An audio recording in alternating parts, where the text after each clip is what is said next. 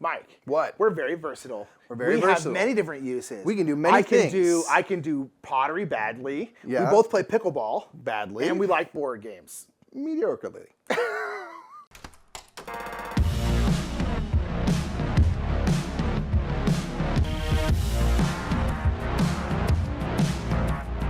We're multifaceted. We have this one's about multi-use cards. Multi-use cards. Sometimes cards just do one thing. They have a number on it or a symbol. Idiots. We're talking about games where the cards you have and play with can be used for multiple things. It's one of my favorite mechanics in board games, multi-use cards, because it immediately creates a decision. And board games as a whole are always about decision spaces, right? Yes. And so it's always, do I use this card for this or for this? And that is such a juicy decision almost always.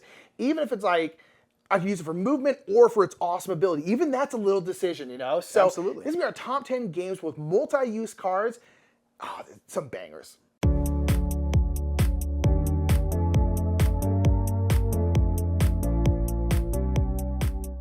Our number 10 is going to be a game called Lacrimosa. Lacrimosa is a game where you are kind of trying to prove that you were Mozart's best friend. It's a posthumous game where Mozart has died. You're kind of remembering your time with Mozart. And so you remember, like, oh, I remember when we went here and he put on this show, and I remember funding this part of one of his shows or one of his operas or something like that. And you're kind of just remembering your life with Mozart. But each card you play in the game is multi-use because each card on the top half is going to have some kind of action, and on the bottom half is going to have some kind of production. So when you take your turn, you're going to put one card at the top of your board, and you're going to put one card at the bottom of your board. And you're going to slide underneath so you can only see the top or the bottom. And so basically, the card you play up top is the action or actions you're going to do, and at the bottom is going to be the production you're going to get at the end of the round. And so it's kind of this interesting choice, as you always have with multi-use cards, where you're like, do I want to use this for the production, or do I want to use this as the action? And every single time, whenever you play a card at the top, you have to play a card at the bottom. You don't have a choice. And it's just interesting because you're like, ooh, I have these kinds of cards. I'm going to need this kind of resource. I need to make sure I'm slotting a bunch of these at the bottom of my board. It's just really, really cool, simple way to kind of get multi-use cards. Again, you'll see that a lot in this list where it's like they'll have some kind of action or some kind of production. I think Lacrimosa does it in a really buttery, smooth way. And I just think it's great. I love the theme. I love the art. I love everything about Lacrimosa. I think it's great.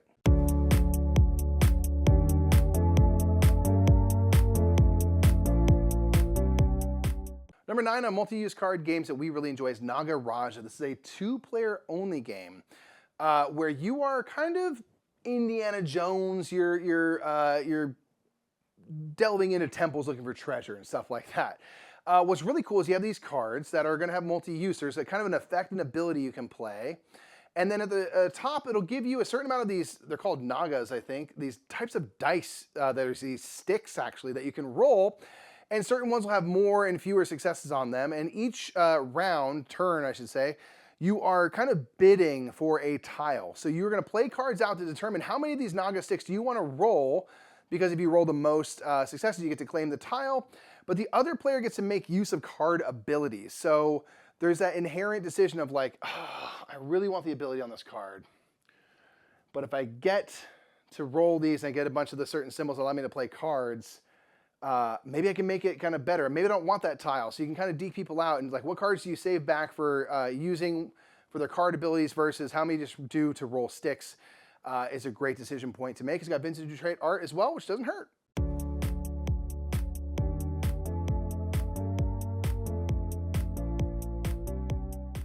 Number 8 is the former number 1 of all time, and this is Gloomhaven. Gloomhaven, it's funny because I didn't think about Gloomhaven have multi-use cards until we were doing this list. I'm like, oh yeah, it totally does. Gloomhaven, you are a team of mercenaries, and you are going through a very, very huge, long campaign, and you are doing different scenarios, but every round, you're going to play out 2 cards, and on one card, you're going to do the top half, one card, you're going to do the bottom half, and they all have different stuff on them. All the characters, all the mercenaries are different. They all have a unique deck of cards. And they all specialize in different stuff, do different stuff. You will also level up, so you'll get more cards, more powerful stuff. But I always find that interesting, because you're always going to play 2 cards here. But I always find that interesting. You're going to play 2 cards, one in the top half, one in the bottom half, and that's it. The top half tends to generally be much more attacking stuff, maybe a little bit of movement, but then the bottom half of the cards are usually, again, movement. Sometimes I'll have attack, but usually it's top attack, bottom movement. And so the constant like, ooh, I really like this card and it has a really good attack, but this is also the one where I have 5 movement and jump, so I can like jump over a bunch of terrain. Ooh, do I play this for the move or do I play this for the attack? Okay, you know what? I'm gonna use this for the movement and I can use this one over here for the attack. It's just interesting. Again, I love multi-use cards because they always create interesting decisions. And I think Gloomhaven is a great example of that. And then on top of that, you add using a different mercenary, and also now you have a whole new puzzle because you got to learn new cards. I just think it's really, really great. And Gloomhaven it was #1 for a reason. People love it.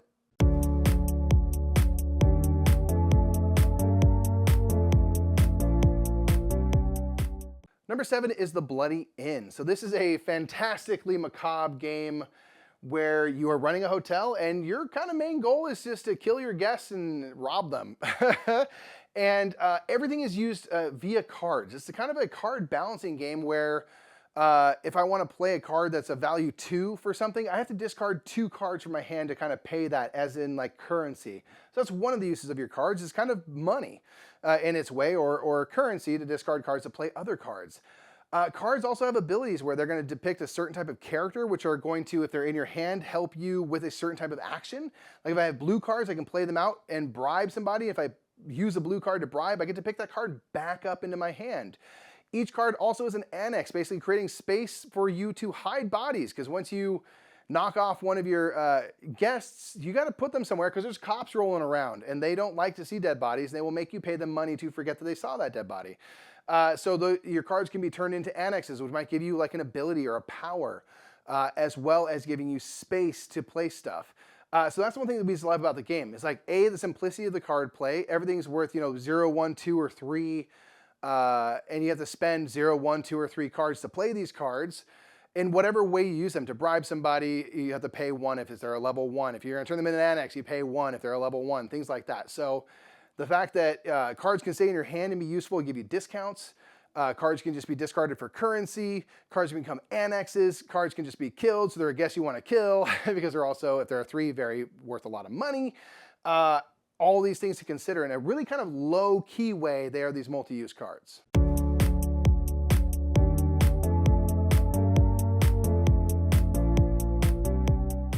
Number 6 is multi-use cards in a very simple way, and It's a Wonderful World. It's a Wonderful World is a drafting game where you'll be drafting out these cards. It's kind of like Civilization world cards that are kind of spanning through lots of time and stuff like that. And you can essentially use your card in 2 ways. After you're done drafting your cards, you either have to choose to start construction on that card, which means you're going to try and build that card. On the top left of the card is going to be what you need to build that card, different resources. Or you can choose to just ditch that card, what's called recycling in this game. And when you recycle, you're going to get those resources. So I think you're drafting out 7 cards each turn, and you are not going to use all 7 cards. You are usually going to put like 1 or 2, maybe 3, maybe 4 into production, but then you're going to recycle all the rest. A lot of times when you are getting cards, you are getting them just to recycle. You're like, okay, for this card, I need to have 2 blues and 3 greens. Okay, so that means when I'm drafting, I'm not even looking at the other thing. I'm just looking for cards that I can recycle to get green cubes. It's really, really good. And then on top of that, the cards, when you do eventually build them, will a lot of times have production on them. And then during the production phase, you get to produce all the resources on the cards that you have successfully built. So you have to think in all these different ways with those cards. Like, do I recycle them? Do I try and build them? And then if I am building them, what kind of production am I getting? And then that is then going to dictate the other cards that you try to draft in later rounds, because now I'm getting a whole bunch of yellow cubes. Let me make sure I'm drafting some yellow cards so I can get those ones out sooner. It's really, really good. I absolutely love It's a Wonderful World. It's one of my favorite games of all time. And the multi-use part of it is simple, but it just works.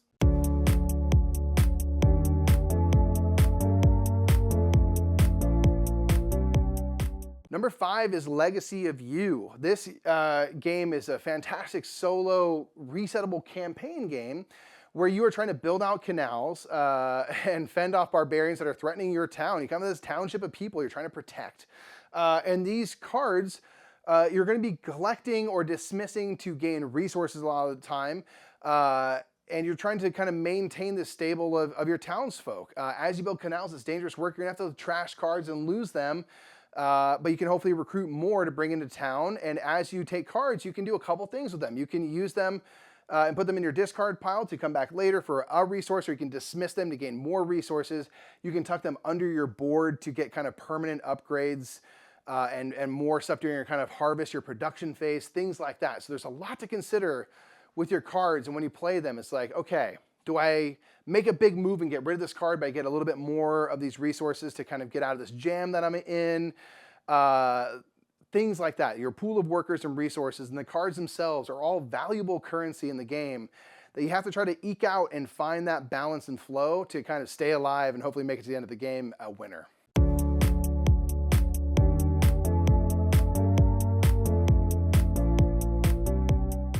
Number 4 has tri-use cards, and that is Beer and Bread. Beer and Bread is a 2-player game that's really, really fun. It's a game where you are a friendly rival families that live across a river, and every year you have a competition to see who can bake the best bread and brew the best beer. That is hard to say. And so you are going to be baking bread and brewing beer, and every card that you get, the first round you're going to be drafting out these cards. You can use them in 3 different ways. You can put them down as a harvest action, which is the top of the card will show you. It'll get you different kind of resources like rye, barley, wheat, things you make bread and beer out of. Or you can put them down as a recipe. In the middle of the card is going to be some kind of beer recipe or some kind of bread recipe that you then need to turn those resources into bake or brew. And then at the bottom of the card is going to be some kind of special power that you'll slot underneath your board that you then just have for the rest of the game. And so every single card can be used in those 3 ways, as a special power, as a recipe, or as a harvest. And it's really, really interesting. And the game oscillates between like really plentiful seasons and then dry seasons, and they work slightly differently. In the plentiful seasons, you're drafting out your hand of cards. And then in the dry season, any cards that you played as harvest cards will come back into your hand. So sometimes you're like, ooh, I really want to bake this bread, but I can't do it now, so I'm going to harvest it now, knowing that I'm going to get it back next round. Super interesting game. I absolutely love this game. Pretty simple in terms of rules, but a lot of strategy, and I just love those multi-use cards.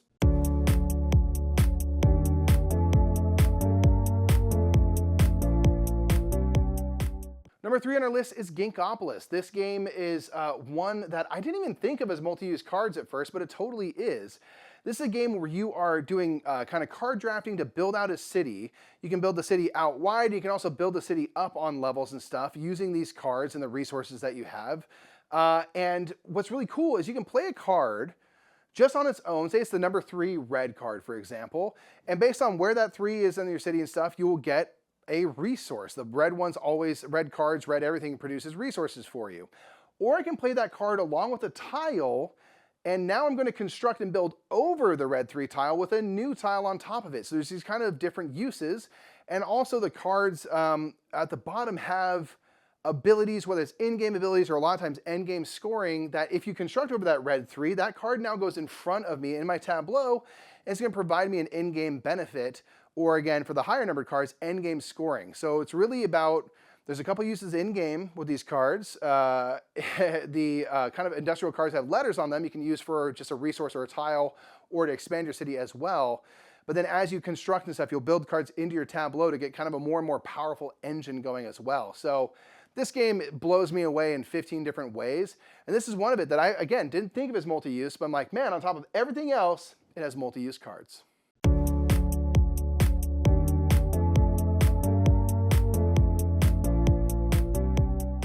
Number 2 is one of our favorite games of all time. That is War of the Ring. War of the Ring has these big, beautiful tarot-sized cards, and they're all multi-use. Basically, every single card, for the most part, every single card in the game is going to be used in one of 2 ways. You can use the top half of the card as some kind of action. Basically, you're going to be rolling out these dice, which kind of dictate what you can do on your turn. And a lot of these cards can be played by using one of those dice. So if it has like a sword icon, you can use one of your sword faces of a die to then play that card. You can do the top half of the card, which can do a whole bunch of different stuff. It might add troops, it might move people. There is a whole bunch of different cards that do a whole bunch of different things. And then the bottom half of every card are always used during battle. You're fighting a lot. It's War of the Ring, Lord of the Rings in a box. And so the Shadow Army is fighting against the Free People, constantly fighting. It's a big war game. And the bottom half of the cards, again, are played during battle. They might manipulate your dice rolls. They might get to move, add stuff, do a whole bunch of different things. And so it's one of those things where every single card you have to make the agonizing decision of like, am I going to play this for the top half or the bottom half of the card? Because once you play it, it's done. You cannot do the other one and you don't get it back. And it's so agonizing and so juicy and so good. And War of the Ring is just such a good game. It's Lord of the Rings in a box. You get to tell your own story, own version of that story. And it's just so, so good. And the multi-use cards are just, they're chef kiss. They're chef kiss.